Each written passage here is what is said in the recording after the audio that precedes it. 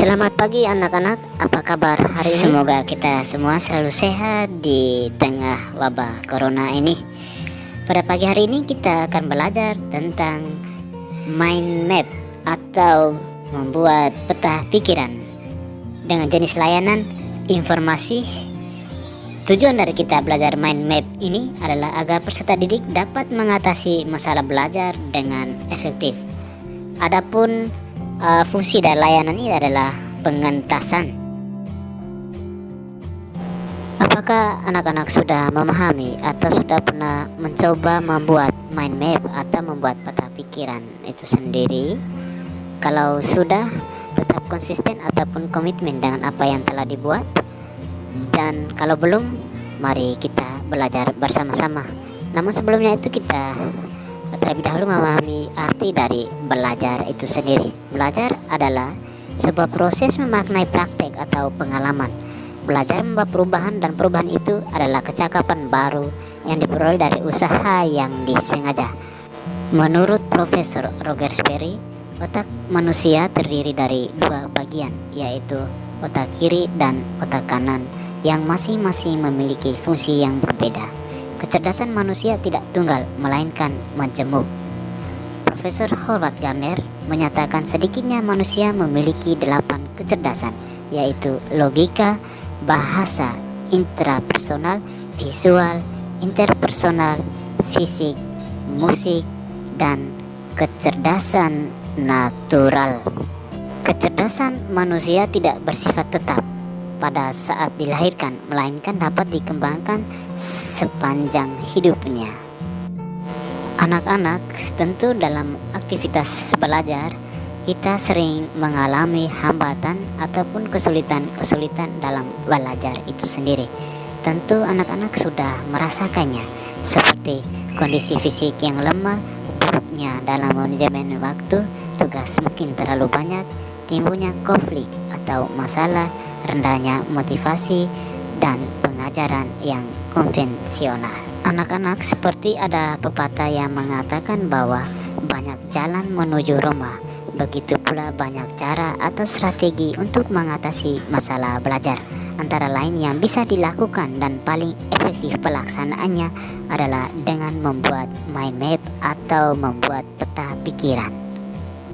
Lalu apa manfaat dari kita membuat mind map atau peta pikiran itu sendiri, anak-anak? Adapun manfaatnya yakni meningkatkan kreativitas, memudahkan otak dalam memahami dan menyerap informasi dengan cepat, meningkatkan daya ingat, mengaktifkan seluruh bagian otak, dapat memusatkan perhatian pada siswa itu sendiri. Ada beberapa langkah-langkah yang harus kita lakukan sebelum kita membuat mind map atau peta pikiran. Yang pertama, anak-anak harus siapkan kertas terlebih dahulu. Kertas yang telah disiapkan diletakkan dengan posisi mendatar, harus polos, dan dimulai dari titik pusat kertas. Yang berikut yaitu garis. Garis harus berubah dari yang lebih tebal ke yang lebih tipis. Semua garis-garis harus terhubung seperti yang tertera pada gambar di bawah ini. Yang berikut adalah kata.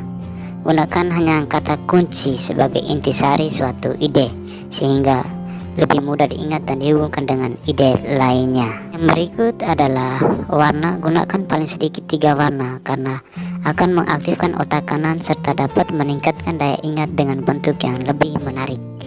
Yang berikut adalah tentukan ide pokok, membuat daftar pertanyaan, dan menuliskan jawaban dalam bentuk cabang yang terhubung. Cara membuat daftar pertanyaan pun cukup gampang, yaitu dengan menyisipkan kata tanya. Yang pertama, kata tanya apa, itu menunjukkan penjelasan akan suatu hal. Di mana, itu menyebutkan nama tempat. Siapa, menyebutkan nama orang atau tokoh. Kapan, itu menanyakan tentang waktu. Lalu bagaimana, itu menunjukkan cara atau proses. dan mengapa itu menanyakan sebab atau alasan. Berikut ini kita membuat contoh mind map dari seorang tokoh, yakni Victor Bung Tilu Laiskodat, Gubernur Nusa Tenggara Timur saat ini. Victor Bung Tilu Laiskodat menjadi topik utama sebelum kita membuat daftar pertanyaan dan membuat cabang-cabang untuk dalam sebuah mind map atau peta pikiran itu sendiri. Daftar pertanyaan yang telah dibuat akan diarahkan langsung kepada topik utama, dan setiap jawaban atas pertanyaan tersebut kita tulis pada setiap cabang dengan menggunakan ballpoint atau spidol. Untuk garis dan warna cabang, anak-anak bisa menyesuaikan sesuai dengan keinginan yang tentunya bisa dipahami.